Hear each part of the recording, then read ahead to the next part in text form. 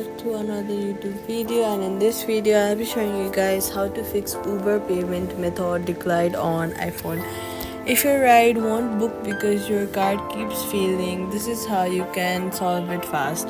First, open your Uber app and then tap on the menu on the top left. Next, what you're gonna do is go to wallet and check your saved cards, and then remove the declined one and re-add it. Make sure the billing address matches your bank account.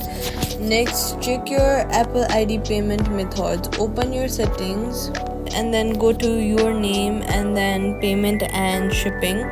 If the card there is outdated, update it or replace it. Now go back to Uber and select new card and then try booking again. Safety tip: never share your card details or verification codes outside the app. Uber support will never ask for them through text or email. Quick fix: if it still fails, switch to PayPal or Apple Pay inside Uber wallet, or contact your bank to make sure your card isn't blocked from online transactions. This is how you guys can fix Uber payment method declined on iPhone. If this video helped you guys, make sure you hit the like button and that subscribe button, and do not forget to comment down below. I hope this video helped you guys. Thank you guys so much for watching, and I'll see you guys in the next one.